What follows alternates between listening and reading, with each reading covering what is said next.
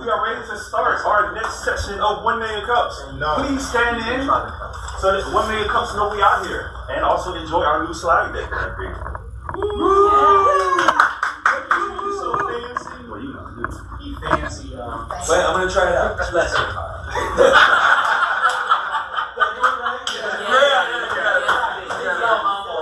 I'm learning. I'm just learning, so you know. Ours are special. Okay. The mission of 1 Million Cups, as always, is to lower the barrier of access to education, resources, connection for all types of new season and inspiring entrepreneurs throughout the U.S. Our key pillars are presentations, not pitches, authentic connections, not networking, radically, intentionally inclusive, run for the community, by the community. Thank you to our sponsors here and for Waffle House for providing us the free coffee. Our local program is always free and open to the public. We've been here 10 plus years, held weekly on Wednesday mornings. Over 500 entrepreneur presentations with our educational topics from finance, future framework, networking, and local resources. I thought I fixed that. Presenter for today, we have a slot of presenters that we would like. So if you would like to present, please let us know. We out here with our amazing volunteers who you see with either our shirt on or the hats on. Or not. Or not. How are you? Please silence your phones. Is this fun? I thought it was funny. Good timing. I thought that was funny. I was trying to put it on mute. Sorry. So you put the phone on that floor and recognize it. Throw that at somebody. Get away from me! I am so sorry. I'm just saying, it was an struggle. Before we start, last session I said I wanted to start something pretty cool. I hope you guys are ready for it. And it's going to be small, short. Do we have any big wins today? You know how you usually say small wins. Do we have any big wins? Big wins? Any big wins today? Somebody want to share something? Maybe a customer they got, or a fundraise they did, or launch something, hire somebody? Any big wins they want to share? I launched the crowdfunding. Launched crowdfunding? Okay. Congratulations. All right. Today, our presenter is That's a handsome fellow. Dr. Thaddeus Winter Jones Jr. is a filmmaker, photographer, and creative strategist who builds stories with teeth. As the founder of Fanatic Productions, he's crafted several award-winning short films and fused genre, psychology, and social commentary into an unforgettable visual experience. His flagship project, Tattoo, now being developed as a graphic novel based on his original screenplay, pushes his signature blend of cultural truth, supernatural tension into a bold new medium, armed with a BA, MS, MFA, and doctorate. Dr. Jones pairs academic precision with a working artist's grind. With new ventures in comedy and thriller on the horizon, Dr. Jones continues to challenge convention and build a portfolio defined on authentic ambition and unapologetic originality. I present to you Dr. Jones Jr.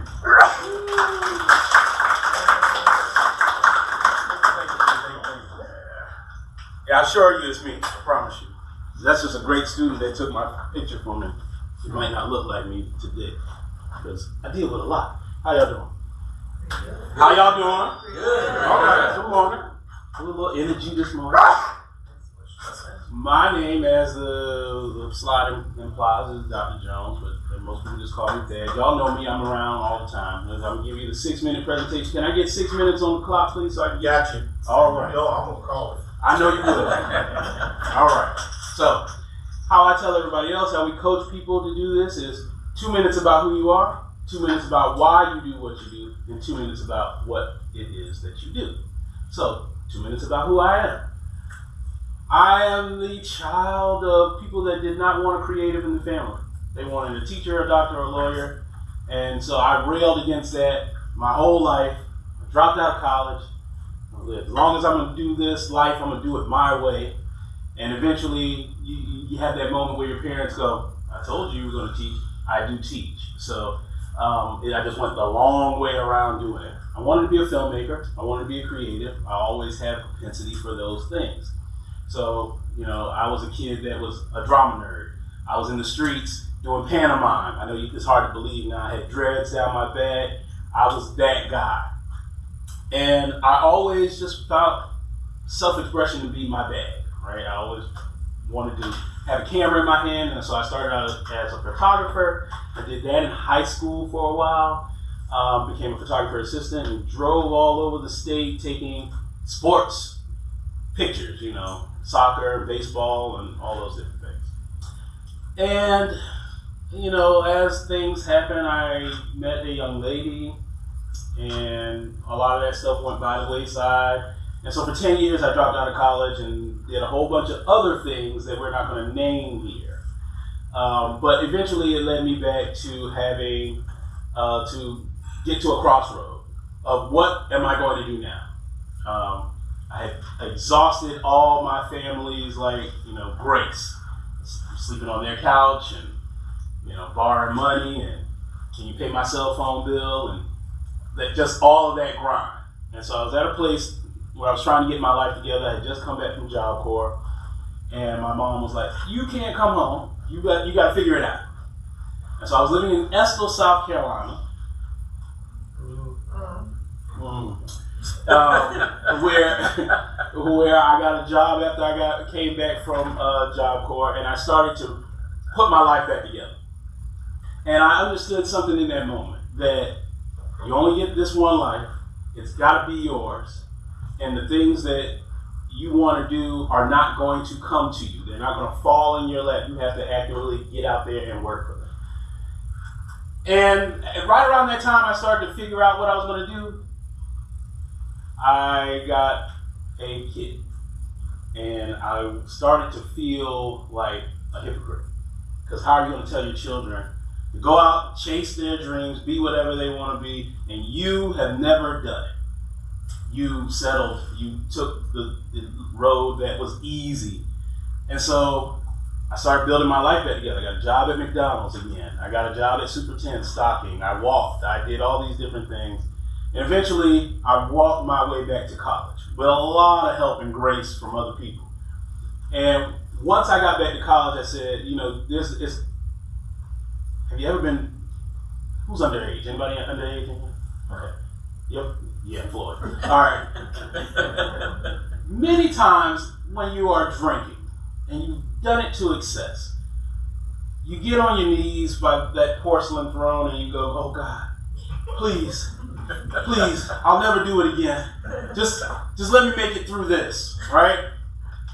I prayed that very same similar prayer, but about college. Lord, please, if you get me back in college, I'll go as far as you want me to go. I'll do whatever it is you do. You just keep sending me signs, God, and I'm going to keep going. And that's how I ended up with a PhD. All these different letters, that's keeping a promise to God. Because those opportunities just kept coming. Somebody just kept saying, you should get a master's degree. Okay, I'll apply. I don't know if they're going to get me, but I'll apply. Oh, you should get another master's degree, PhD. I did all of these things. So my why now is I want to give that information to other people without them having to pay the $500,000 in debt that I have. Well, I can't give it all to you for free. I'll give you some of it, right? And share that information. So my why is to be able to pass this information along to other creatives that won't have to go this route to be able to do what it is that they want to do. Which leads me to what I'm doing now. I'm currently the entrepreneur in residence at the Richland County Library. So you can actually book an appointment with me. I will help you with your business plan. I will help you figure out the pathway with my various experience and education so that you don't have to make these same mistakes that I made. And we can talk about everything creative. I am a creative entrepreneur, but I also work with other businesses that aren't technically creative. So that's what I'm doing now. About my business per se, I own a production company, so I do commercials and films and that kind of stuff, write as well. But I also train people to do the things that I do. So I teach photography, videography, multimedia business, and video editing at Midlands Tech. And I pal around with some folks in marketing, and we help people with their marketing plans and execution. So that is me in a nutshell. That is what I do, and that is my why. Where am I on time? 6, 5, Okay. 4, 3, 2, 8. Okay. Whew. 6 minutes. Good. Now the hard part, right? Now I get to get questions and answers from you guys, or questions and give you answers, or everybody except that guy in the back. Yeah. Can you say creative entrepreneurship? Mm-hmm. What exactly is that? That's a good, hard question. All right. So creative entrepreneurship, right? When you think about, a lot of people are creative in different ways. Creative entrepreneurship is taking a creative skill set, such as photography, videography. Those are things that I do, but it could be painting, it could be leather work, it could be numerous other things that are creative industry, creative passions, and turning it into dollars in your pocket, right? So taking, I don't know, pottery, for instance, right, and being able to execute that as a viable business. So I work with people that don't think of their industry as a entrepreneurial endeavor, more so sometimes as a hobby. They think about it, right? They do their photography because they just enjoy it. They do pottery because it's something that they do that they haven't looked at as a means of income, and now they are starting to embrace that and maybe see if it's something that can make some extra money for them. Follow up. Okay.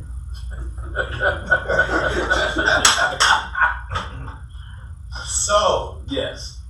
if I have an real estate investment company, Okay. I'm looking at these two. Mm-hmm.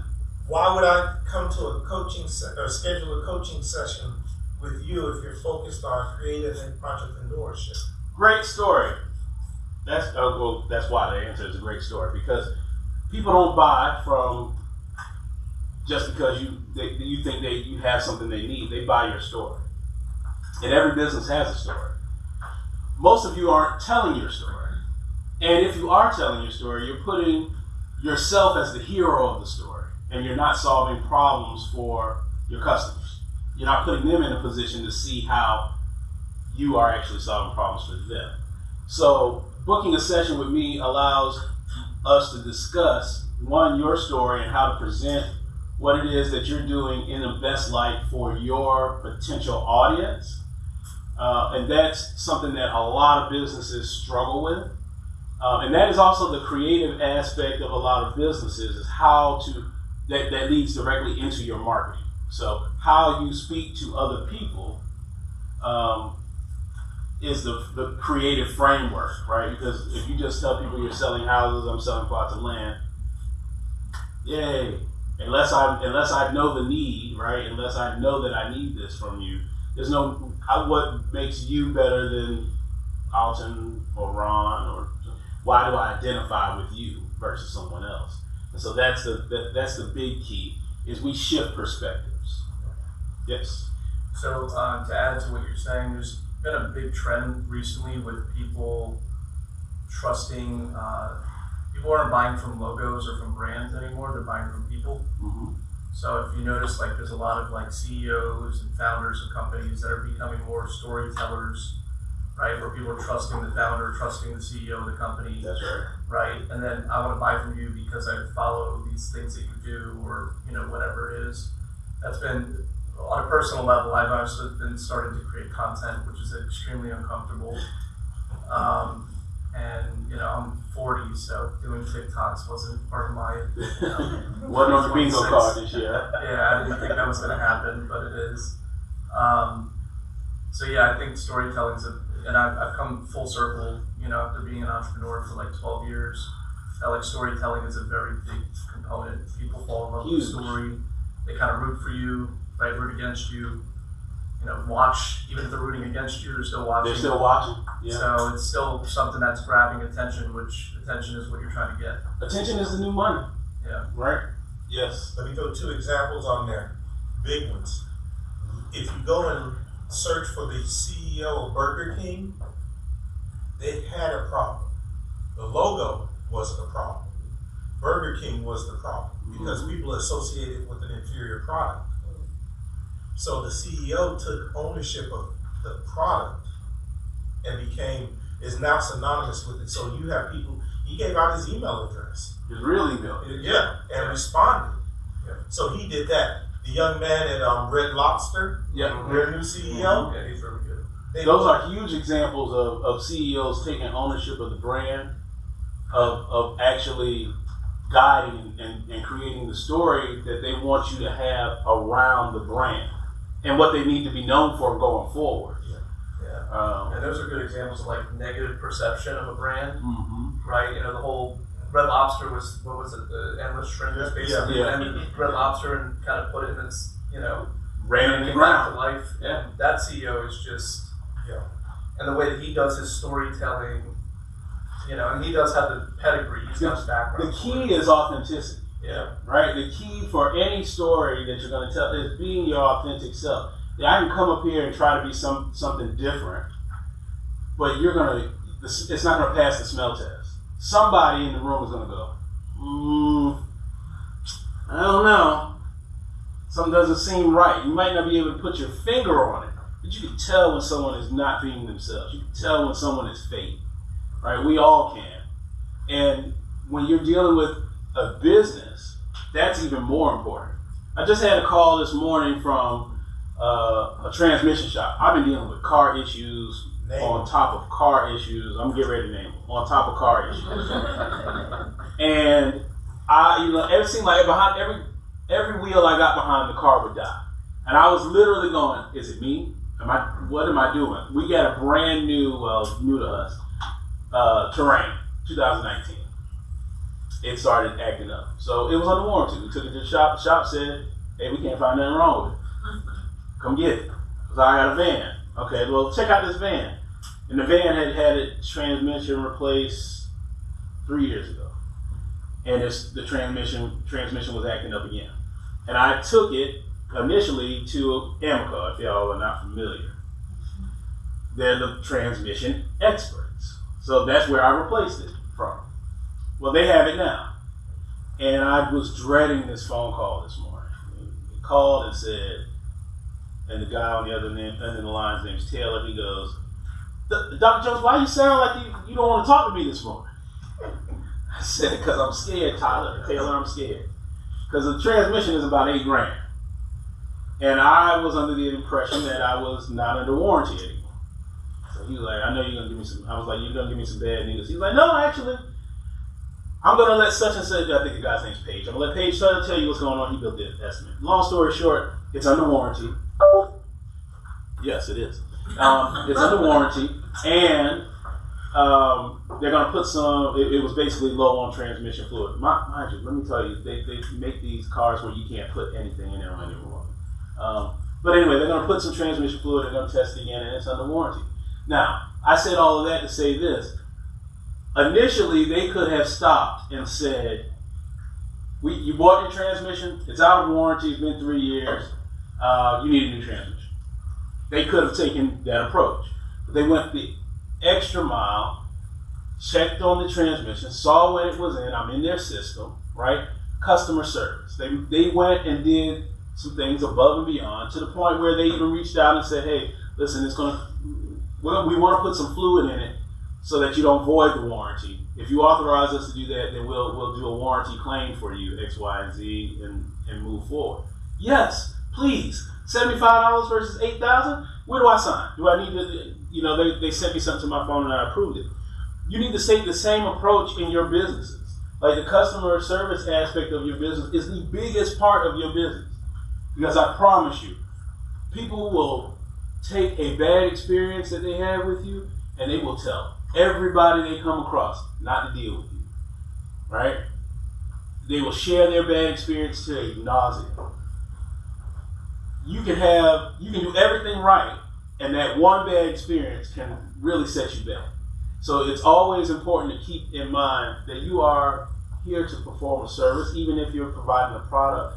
Customer service is very important. I'm sorry, I will ramble, so let's go to another question if there's other questions. Yes? Go ahead. I was just going to ask what the new project is that you're working on now. Oh, great. Okay, the new project. So I have a film called Blue. So let me back up. I do a lot of horror and thrillers. But I do horror and thrillers with a social underpinning. So I've been doing this way before Jordan Peele. He's just a big name doing it. I've been doing it before him anyway. But because when I came up, I grew up on Grimm's fairy tales. Y'all remember Grimm's fairy tales? Right? And they all are morality tales. They are all about teaching you a moral, right? To align your moral compass, right? And so I approach horror in that way. Now, do I like some gruesome stuff? Yeah. As long as it's serving the point, right? So, Blue is about a social interaction between a mixed couple and a police officer in a rural town. And I don't want to give it away, but it's different. It's different. There's a lot going on in this film that I want to bring to life that you haven't seen before in this way. And so, the whole thing is to be able to start a conversation. I want us to start having the hard conversations. So when you're leaving the movie theater, that's the best experience for me. I don't know about you guys. When I was a kid going to the movies, I always look forward to the conversation afterwards. Like we're leaving and we're talking about, hey, did you see that scene? What'd you think about this? Like we actually sit down and go to dinner and talk about these movies afterwards.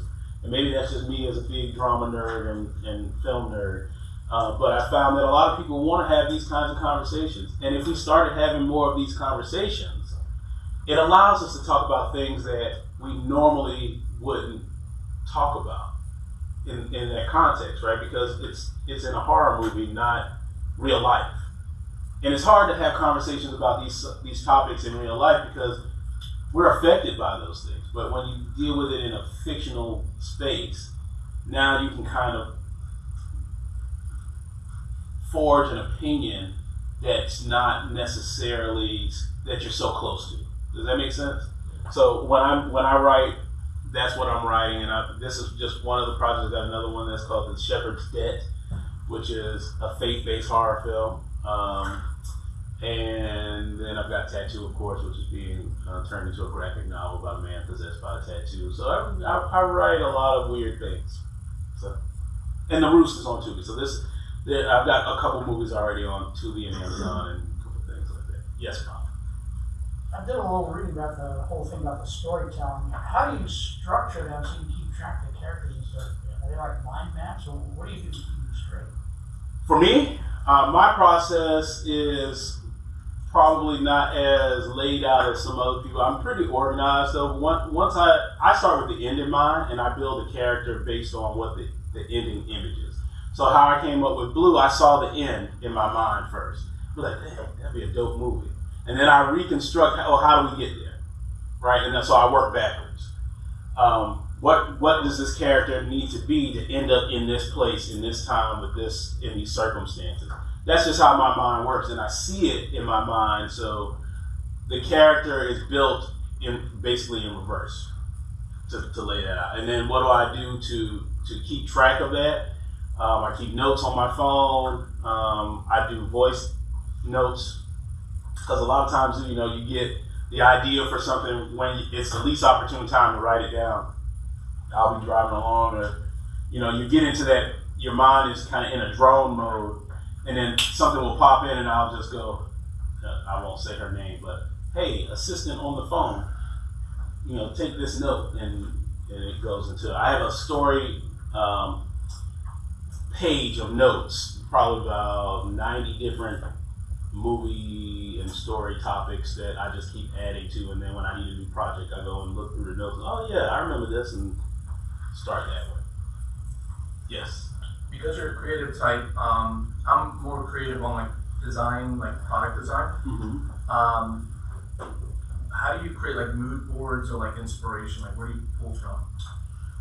I use a wonderful tool called Shot Deck, which came around probably about 5 or 6 years ago, and it's stills from movies. So I embody the mood. I find the mood that I'm looking for, and that way. Before then, I was scouring the internet, taking illegal screenshots off of YouTube, pulling those down for my mood board, and then figuring out, what reverse engineering that lighting, because I see, again, I'm a visual person. Yeah.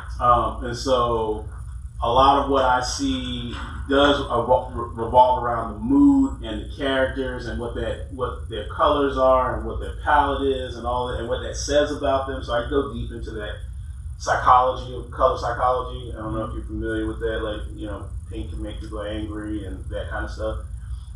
And so different colors mean different things. They exude different things. And then so I start building out the character. Once I know who the character is, I start putting them in clothes. I start visualizing that, and then I start visualizing the scenes. I use, again, Shot Deck. There's another one called, oh God, I can't think of the name of it right now. It's free.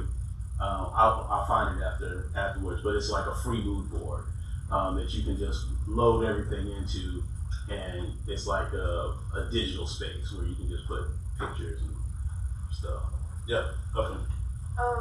So as a filmmaker, how has being in South Carolina kind of been like a barrier versus a benefit? I was hoping nobody's gonna answer that. I'm so traumatized. No, really, in South Carolina is great in that it's not a huge filmmaking place, and that's a double-edged sword. The good side of that sword is I can pretty much do whatever I want. I'm an anomaly. Right? People go, "You're a filmmaker?" Yes. Really? Like, what's your day job? No, I really make films. That's what I do for a living, right? And so there are a few of us that are still here that that's what we do for a living. I work with other people in other states and travel and do all kinds of stuff. The other side of that, though, is that South Carolina believes that filmmaking is a hobby on a state level. And the way that they go about incentivizing the industry here is terrible. Just gonna say it out loud. They're making some. Choose another word. Encourage. Antiquated is a good word. Okay, so let's say that. No, I'm sorry. Instead of saying incentivizing, encouraging an industry. Let's back up and say this. If it was any other industry, right? How would you go about fostering that industry? You start with a foundation, right?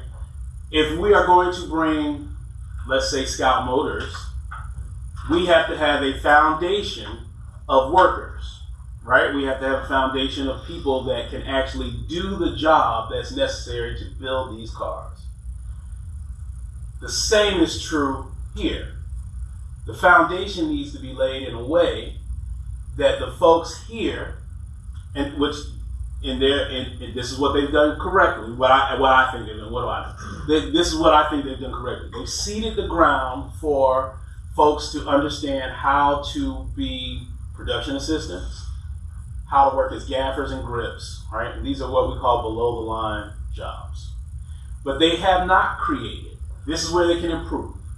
They've not created pathways for that gaffer to become a DP, right? A DP, director of photography, who understands lighting and lenses. They have not made a pathway for folks that want to go from a camera operator to a DP or a director. So there's no real room for growth. And so the only way that you grow as a filmmaker here is to lead, right? Follow me so far? That means it's just like migrant workers, right? Migrant workers travel with the season, right? They pick fruit wherever it's growing and they move from place to place. Well, if you do that with an industry that you're trying to have a foundation for here, what happens? They buy houses elsewhere, they rent elsewhere, they pay taxes elsewhere. That infrastructure money is being siphoned off into other states because you're never going to settle down, you're constantly going to move. So if you actually want to have a industry sprout up, you need to have things in place that foster growth within, so that your filmmakers, your human capital, they stay put and they grow here. Where it's, as a filmmaker, it's great. It's cheaper to do it. There's hardly any need for permits. The Film Commission Office will bend over backwards to help you get locations and to work with people, right? So there are lots of benefits of being here. The caveat is that there's no pathway for growth. And so in order for you to go and become Jordan Peele, you have to, more times than not, leave. And then when those filmmakers leave, they go, well, I'm from Atlanta. But you grew up in South Carolina. I'm from New York, because I've been here. I found my success in New York for the last 20 years. So I'm not from South Carolina anymore. Or South Carolina didn't support me. And so I went to where I was celebrated. This is what I teach my students all the time, right? Go where you celebrate it, not where you tolerate it. I need to take my own advice sometimes, but I think that somebody has to stand and make a difference for the filmmakers that cannot leave and want to be here and want to tell Southern stories. And so that's another part of what I do. Yep. I hope that answered your question. Thaddeus, how did you get the government leaders in South Carolina to take filmmaking here more seriously? How do we? Yeah. I think my approach is the squeaky wheel. I show up at all the meetings and say all the things that nobody wants to hear said out loud. So I show up and say, well, what about the entrepreneurial filmmaker that's here? Like we aren't going anywhere and we want to be able to make a living here. What about us? And so a lot of times that gets people thinking about, here's the number one thing. Film tax incentives have kind of gone away a little bit, but the state still has film tax incentives. Now, for those who don't know, film tax incentives entice people to your state to film with used to be a tax break, meaning that you could take a tax credit on the amount of money that you invested. Now, South Carolina has a tax rebate, which basically says we will give you cash back, right, based on certain criteria. Well, the criteria for you to be able to take advantage as a filmmaker is $1 million budget. Now, how many entrepreneurial filmmakers do you think have $1 million budget? I'll back that up by saying my crowdfunding for my feature-length film is $15,000. Yeah. Right? So that's all you need to make that film? I can make my film with $15,000, yes. But aren't all filmmakers rich? Get out. Yes, sir. Just like all YouTubers are rich, right? Yeah, exactly. And all programmers. Yeah, that's smart. Sorry. So, are there any grants? So let's demystify that, because I hear that all the time. Yeah. Why don't you just apply for a grant? Well, I make narrative films more than anything else. There are very few grants out there that support narrative filmmaking. There are lots of grants that help foster documentary filmmaking. Here's a big difference. Documentary filmmaking fosters organizational growth a lot of times. So we're talking about a specific need, a specific culture. We're bringing awareness to an organization. We're doing those things, right, for documentaries. And we are aligning with organizations and missions. Grants are usually provided to 501c3s. So if you are not a 501c3 as a filmmaker, you need to align with a 501c3, and they're only going to align with people that are supporting the mission, their mission. So that was my goal when I was with another organization here in the metro area to be supportive for filmmakers, right? Because it is a 501c3, and it could have been the hub for filmmakers to partner and get these kinds of grants, as well as exhibition, right, to be able to actually share their films. But grants are not necessarily a viable means of funding for narrative filmmaking or like television shows or web series or things like that. Now, the South Carolina Film Commission does have a grant for narrative short films, right?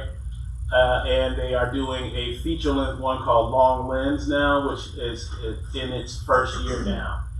So they have made some progress in trying to do and to see the landscape for what it is and how everything is changing. But as an entrepreneurial filmmaker, you know, we are funding out of our pockets. We are doing crowdfunding. We are looking for long-term investors, long-term partnerships that see the vision and understand that this is not a short game, right?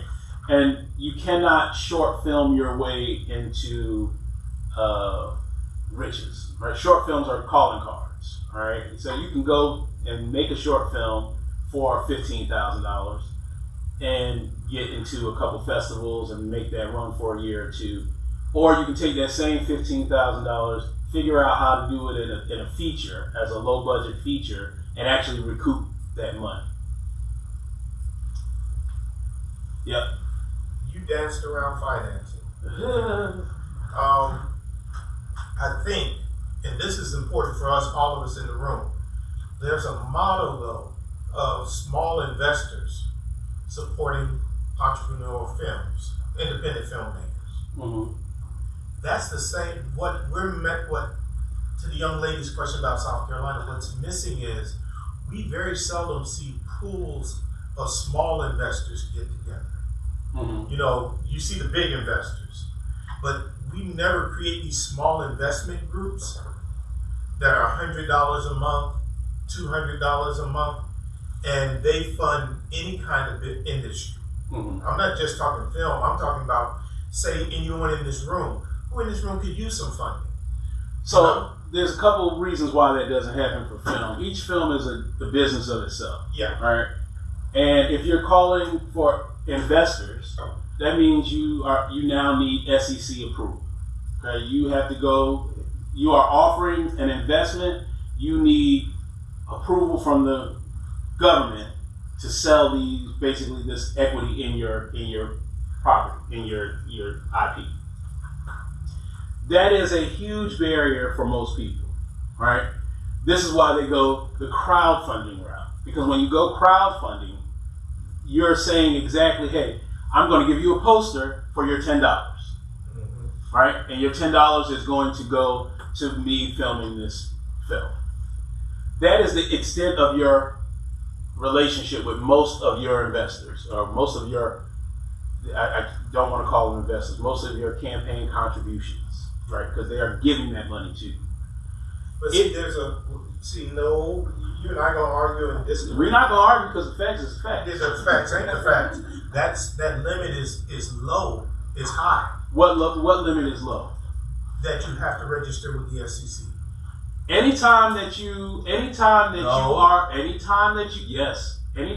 are selling a security as an investor, meaning that person has to be an accredited investor. That's a problem. It just change it, contributor, whatever. There are plenty of investment groups. I'm talking, so the language cannot be.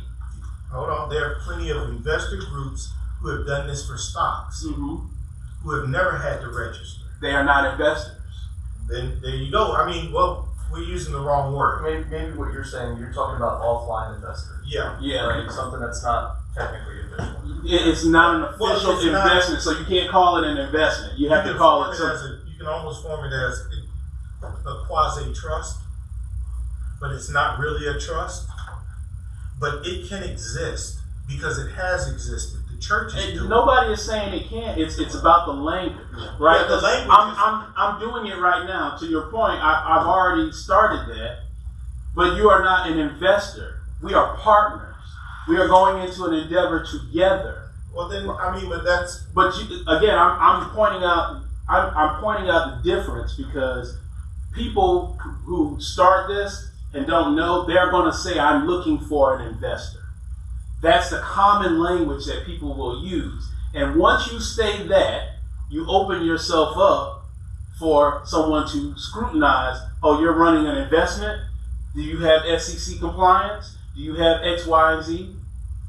Yeah, I will say, I have a lot of investors in the businesses that I run, Mm-hmm. but they're kind of based out of North Carolina.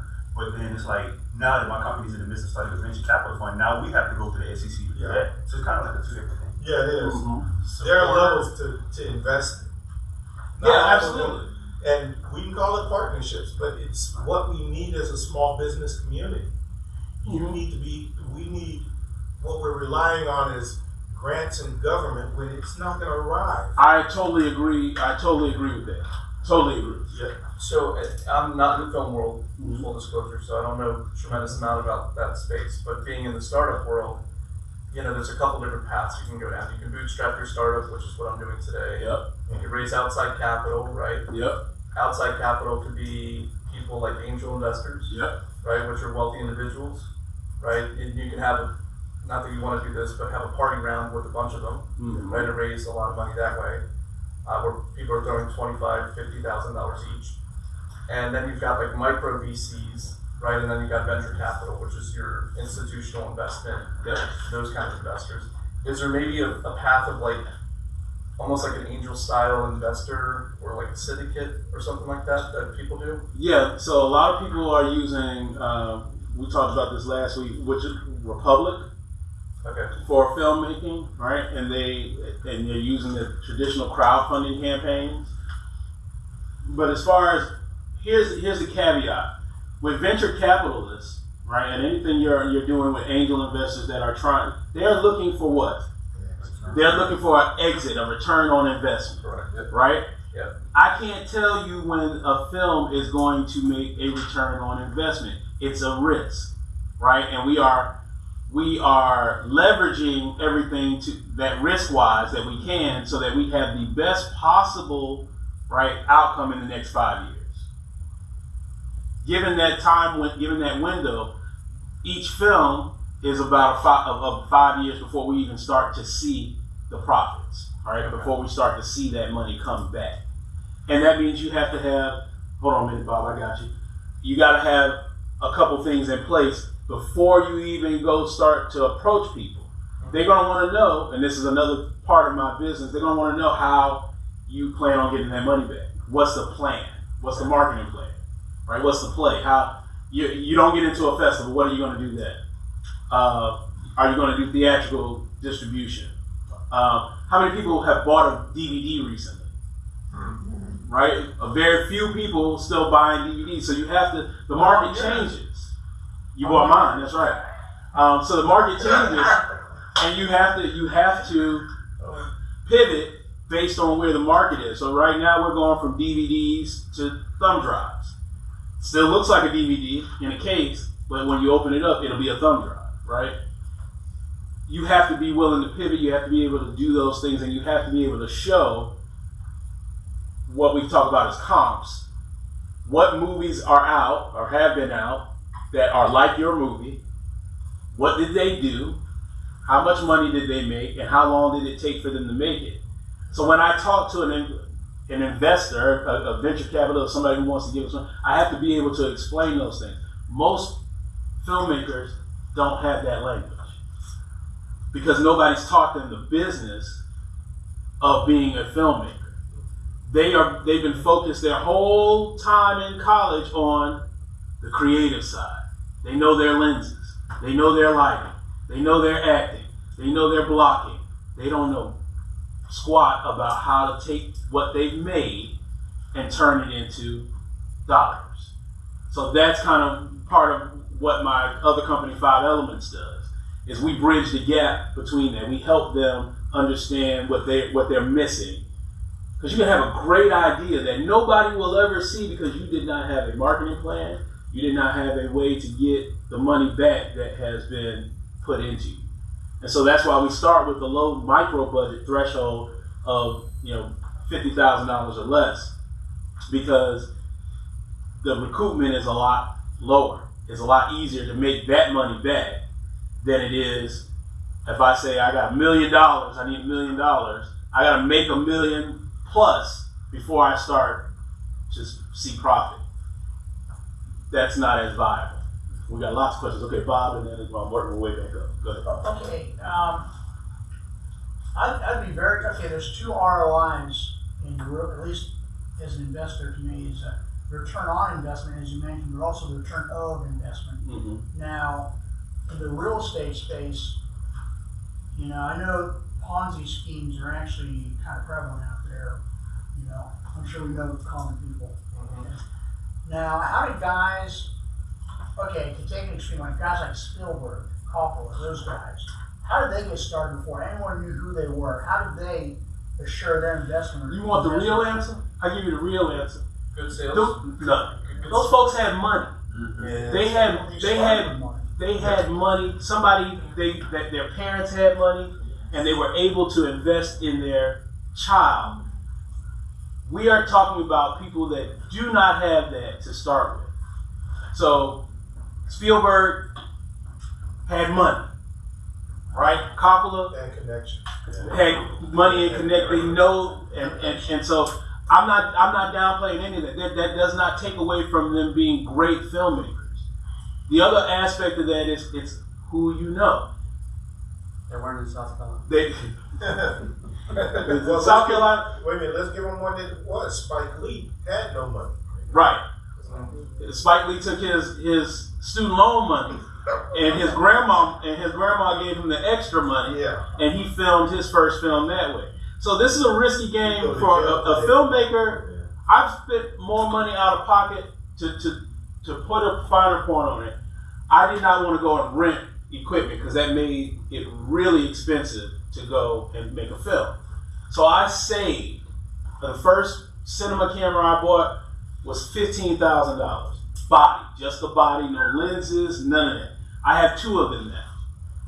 Why? Because I don't want to pay to rent a camera because it makes my budget much higher, which made me go and buy other gear, like my own lights. That transmission I told y'all about earlier, yeah, I towed my van up because I'm loading all this gear in my van to go and shoot. We're talking about C-stands, we're talking tracks, dolly, all that stuff. The typical indie filmmaker like yourself, Yeah. what would you say would be the minimum they would need to at least get a decent chance to making it, if you will? To make an indie film or to make gear-wise? I mean, just to make a career, a good career. Here's the beauty of technology. The technology has become such that you can do this. You can, don't you say your phone? You can use your phone with a lot of accessories. Okay, don't believe the Apple commercial that says all you need is your phone. To make it look like they made it look, there's a lot of accessories that go along with it, like lenses, like battery, like expansion. Because your memory on your phone, your phone will become a brick if you're shooting in 4K after a while. It's just not going to be able to store it all. So you have to have a workflow. So knowledge is key. Yes, you can do it with your phone. Yes, you could probably buy a bunch of phones cheaply. Soderbergh did it because he had a whole lot of, access to funds. Well, let's say zero. Okay, so minimum, what I would say is right now, if I was getting in the game right now, I would buy a Sony FX5 because it's a cinema camera with a small footprint. That means I don't need a huge bunch of crew to use it. I would buy myself some lights and some modifiers, and I'd create a workflow storage space. Well, you'd also need the travel money to network at the different festivals. Yeah, but I would charge, so I would be doing commercials for people, and I would make my money off of the commercials so that I could travel and pay myself to do this, because nobody else is going to invest in you to travel and do that stuff. You have to come out of pocket for that. Yeah. So what in 1 million? Oh, go ahead, bro. They still got questions. I was like, so that's Okay. Last one. Go ahead. Oh, okay. A lot of filmmakers, they start out by writing books, novels or whatnot before they make the film. Some of them do. Is that something you consider doing? Maybe e-books or something to that effect? Just get your name out there. What are your thoughts on that? I considered writing an ebook. That's how I ended up with the graphic novel. But honestly, I'm a filmmaker. I write scripts. And though I could sit down and pen a novel, it takes away from the other thing that I really want to be doing, which is filming or helping other people film. So I'm not a person that Derek will tell you is organized and to ad nauseum. And I just want to work on the thing that I'm very good at, that I venture to say I'm great at. I don't want to spread myself thin like, oh, well, today I'm doing a novel. Tomorrow I'm writing a screenplay. Next week I'm doing it. No, I'm working in this one vein. Now I can take your script, your novel, and turn it into a screenplay. and I've done that for clients as well. But if you have that propensity as a talent, and you're not hampered by the things that I'm hampered by, and you think it's a viable way for you to fund things, have at it. But that's a whole different set of marketing skills. That's a whole different set of industry rules. That's like doing a separate business, because writing a book is a different beast than making a film. And most of those book deals, they're selling the rights to their book. Yeah. They're not making the film. And they're not writing the script. Yeah. We just talked about that of Blood and Bone, Children of Blood and Bone. That she sold the rights to that story, but she was not the initial screenwriter. And then say that again. It's like Harry Potter. Yeah. Yeah, right. So again, the same deal. You can own the IP of the book and still not own the film, and the film can be substantially different than the IP that you created to begin with. Yep. So, as a creative, what's been some of your biggest hurdles and lessons, or hardest pill to swallow? The hardest pill for me to swallow was that I can't do everything. I wanted to, again, I prayed that prayer, and I wanted to do everything, every job, everything that came my direction that, had a camera attached to it. What I learned slowly was that every job is not for you. Every opportunity may be an opportunity, but it's not an opportunity oftentimes for you. You really have to look at the things that present themselves to you and see if it serves the mission. Because ultimately you can fight against you. You can spend 10 years going in the wrong direction because you're chasing every single job that comes when you could have been working on the thing that you should have been working on to begin with. But you were too busy. You couldn't see it because you were too busy chasing the next, hey, I need you to do X. Hey, can you come and help me? Oh, you got a camera? People will do that to you. And so you have to be of presence enough to say, that's not what I'm into. That's not what I'm trying to do. And maybe I can point you in another direction, but that's not for me. I'm gonna piggyback and then duck because I know him so well. I ain't got nothing to throw. Okay. Yeah. It's also building a team of believers. That is true. Working with folks who really want to do what you want to do. People will say they want to do what you want to do until it's time to do it. And then you'll find yourself by yourself doing everything, right? So being with the right people and vetting the right people and making sure that, it's real and not just like lip service. The people will give you, in this industry and in any creative endeavor, people see what you do as the outcome. They don't see the road to it. They don't see that I worked 3 jobs to get that red camera. They don't see that. All they see is, Dad got a red. We get him to come over and shoot our movie. Right? We give him $500, he'll be good. Excuse me? Right? No, y'all laughing, but I'm serious. People do that. Or they want a favor and then they won't return the favor. That happens a lot as well. The biggest thing is that if you're working with people, make sure you're aligned. Yeah. Make sure that you're working with people, and if you're going to do a favor, don't expect ever to get it back. I just don't. If I'm doing it out of the kindness of my heart, I don't expect it to come back, because I had to learn the hard way. Everybody ain't me, and when I say I'm gonna do something, I do it. I will put myself in a hole to keep my word, because what I've learned is that that's all I have. If I tell Bob, I'm gonna see you at the premiere, I'm showing up. Bob is one of the few people that did that for me. Yes. This is not a question. It's a reflection on everything that you said. What I'm hearing, one of the learning points for the business owners in this room is to understand how much time, money, and effort goes into creative endeavors. So when you are contracting with a creative or even bartering, understanding the value of what they give. So it's not just the little 500 or 500 there and like paying people because this is actually their career. And it's not just some like make it pretty or hobby thing. This is a skill that is actually deserving. Absolutely. You couldn't- funding. You said it perfectly. That is perfect. Yes. Love that. Nothing else needs to be said. All right, Al. Last question.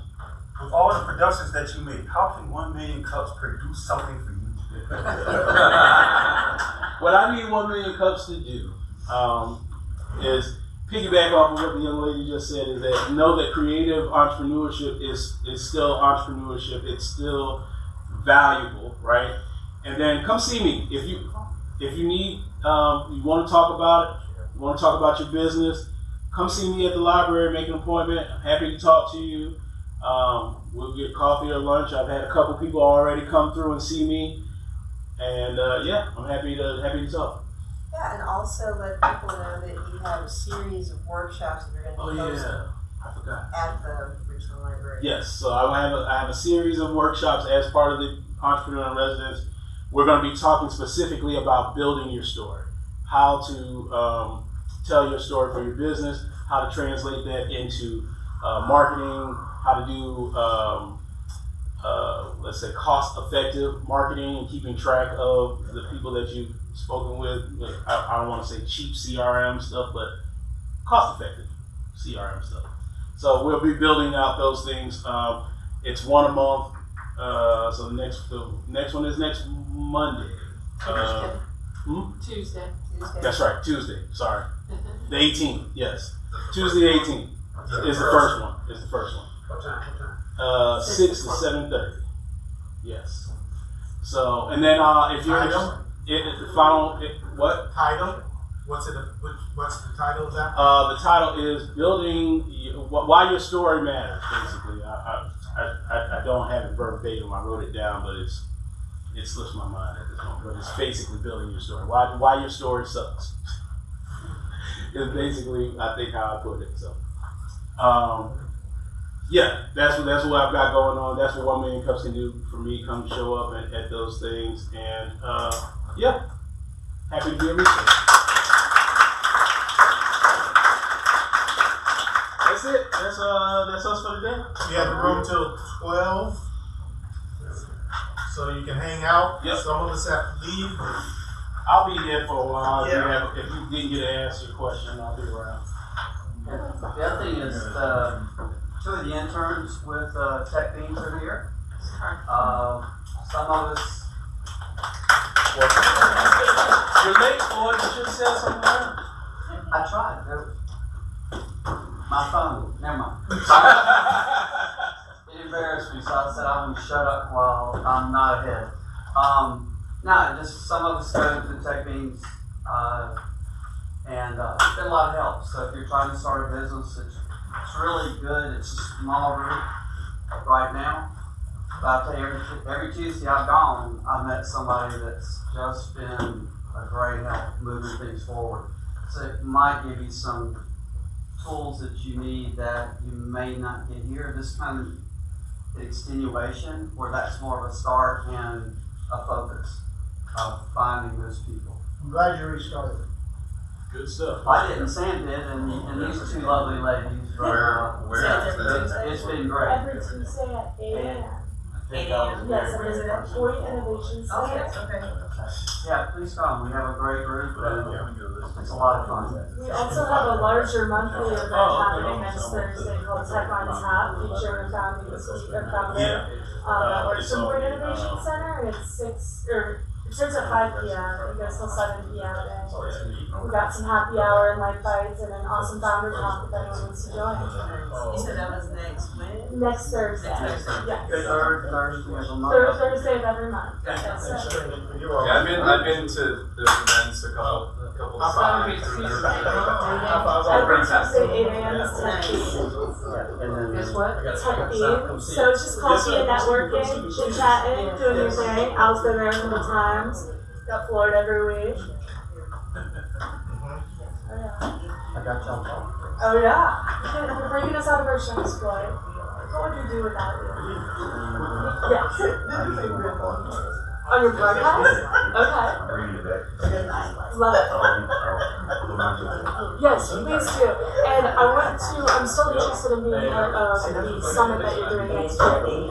I clicked the link. I'm desperately searching for my headshot to submit my form. So my form is all filled out aside from attaching my headshot or like some photo of myself to the form. But it's still on my radar. And I don't want you to think I can stick you. I just totally I'm out buying my headshot everywhere and have not had the time to sit down and think about it. But yeah, I love podcasts. So.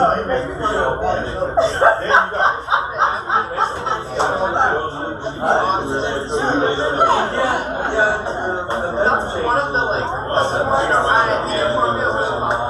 I'll be right back. I gotta run this down. I've got